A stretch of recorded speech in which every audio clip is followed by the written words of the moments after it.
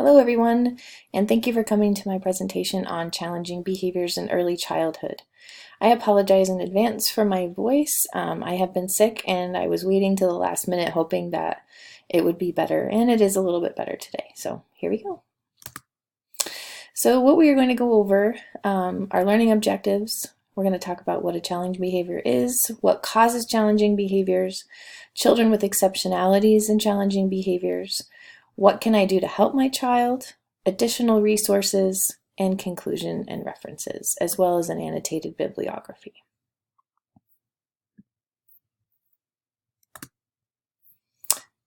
So our learning objectives for today, similar to what we just talked about, defining challenging behavior, describing why challenging behaviors occur, understanding challenging behaviors in children with exceptionalities, identifying interventions that work to decrease challenging behaviors, and then identifying additional resources that may be helpful in that annotated bibliography.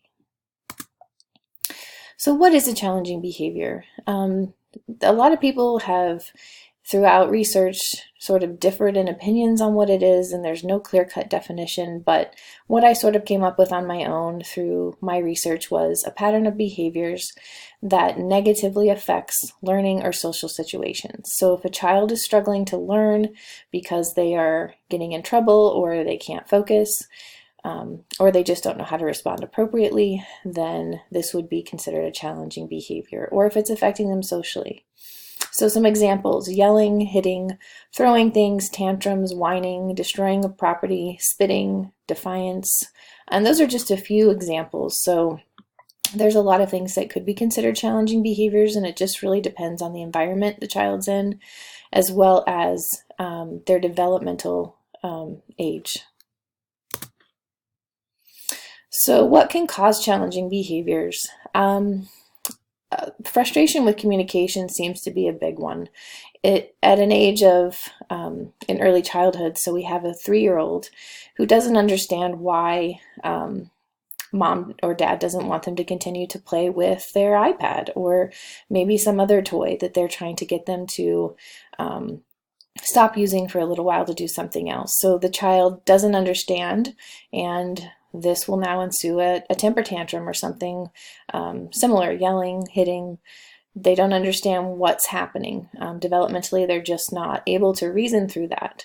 Maybe they're tired. This is another one for any child of early childhood area.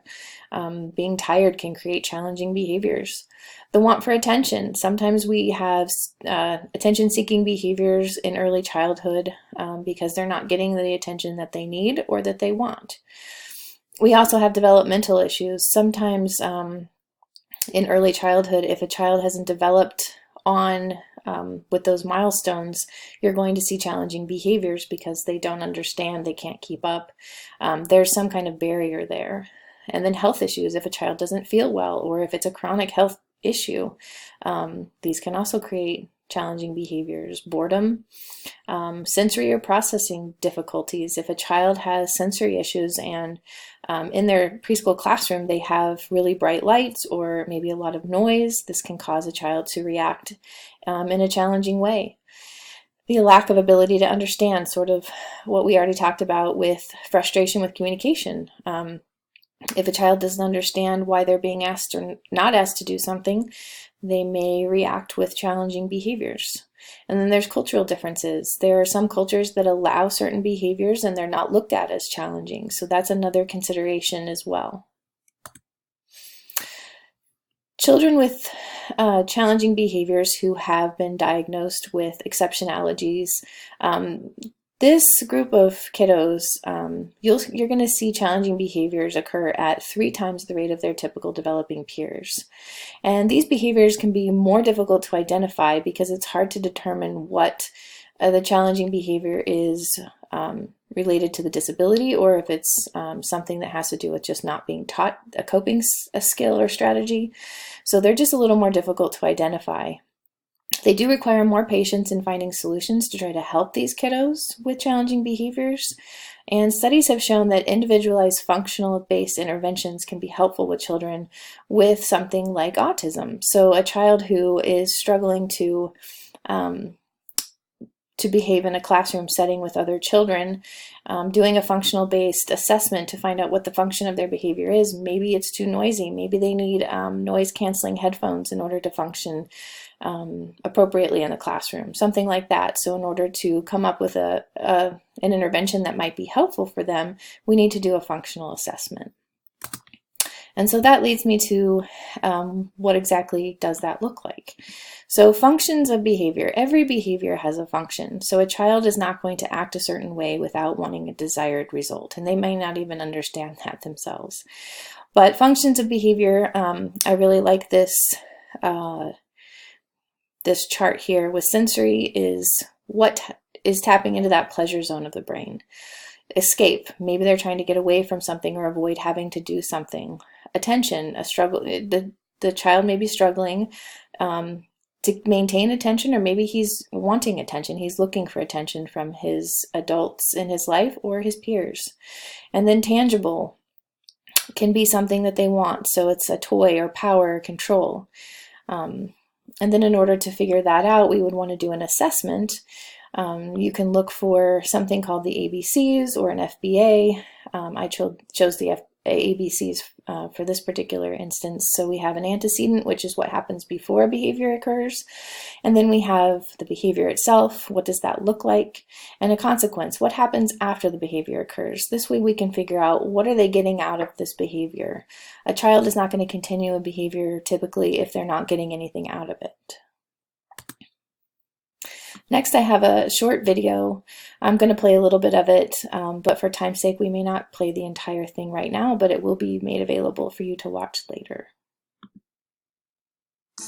Whilst every child is unique, some children are born with or develop needs which can make certain situations difficult. This may be because they have special educational needs or a disability. There are times when any child may feel angry or upset. If these feelings become overwhelming, the result can be that they behave in a challenging way. Challenging behaviour is a problem that all parents face, but it can be particularly difficult for parents of SEND children. When they are feeling uncomfortable, whether emotionally or physically, communicating what they need or what has made them unhappy can be very difficult. This can become a barrier which stops the effective communication needed for everyone to get along. Everyone gets cross. Children are no different whatever their needs, and nobody gets cross for no reason. Confusion, frustration, fear, hunger, tiredness, and any other emotional or physical discomforts are all contributing factors. If we get cross and can't calm down, we start to climb the anger volcano. As our uncomfortable emotions grow, they become harder to contain. We may feel that our well-being and emotional security are being threatened. We continue to behave in an irrational manner to defend ourselves from this threat, climbing the volcano a bit more. If our perceived needs continue not to be met, the threat grows even further, and eventually we might erupt and defend ourselves by attacking, verbally, vocally, and physically. So what can we do to avoid the eruption? Look, listen, and learn. Learn to understand your child so you can tell what they may be trying to tell you.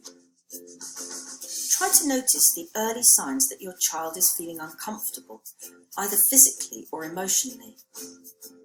Learn these signs and understand and learn the triggers of their behaviours. How do they change their expression, body language, or voice? Distraction. Even something very simple could distract them away from their negative behaviour. One basic idea could be to have a bag of tricks to hand of things that interest them. Bring out their favourite toy, their favourite TV programme, or turn on some calming music.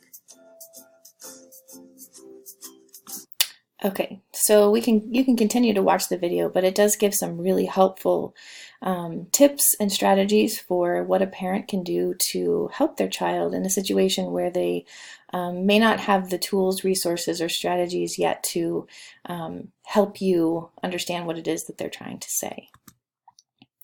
So here's some more interventions and strategies. Positive behavior interventions and supports. This is really important. Children want to know that they are safe and that they are okay, and when negative consequences are all that they receive, they tend to feel less safe and less sure of themselves in a world that they have yet to explore.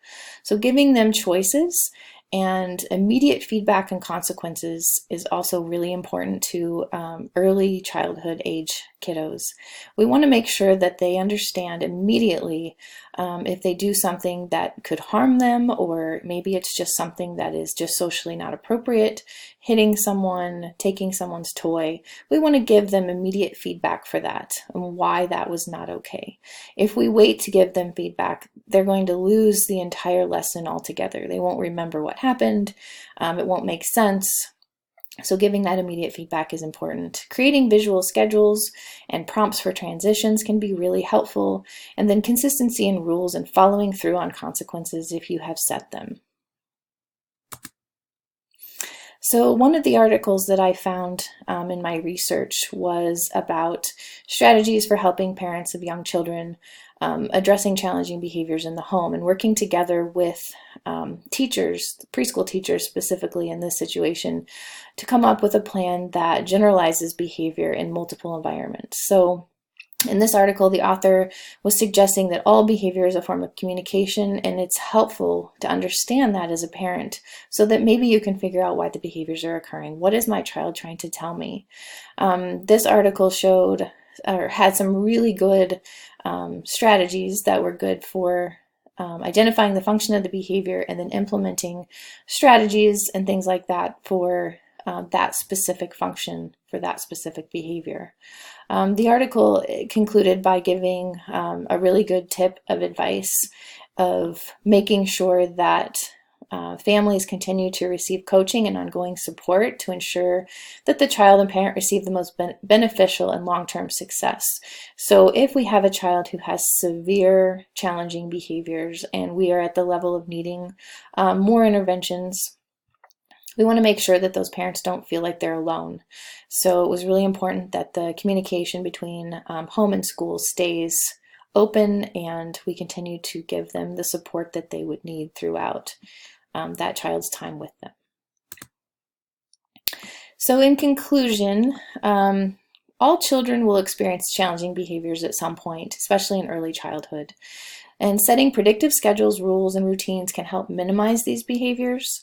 Consequences should be consistent and natural as possible, and also we talked about how they need to be immediate, as that is the way that they learn. Providing choices allows the child to feel some power in their behavior, so if they have an option, they can choose the behavior. And then also take a minute to calm yourself before responding. It's okay to take a second, take a deep breath, and then react and respond to the child. Using positive reinforcement and intervention is really important, especially to these guys who may have exceptionalities. And then consider seeking additional help if behaviors are not getting better. No one should be in it alone. Challenging behaviors are just like they say, they're very challenging. So parents should not feel as if they are on their own in this journey. So seek out help if needed. Here are some references. And then when I talked about giving or finding help, there are some really wonderful websites and support groups out there for parents of children with challenging behaviors. So I hope you've enjoyed this presentation. Thank you for listening.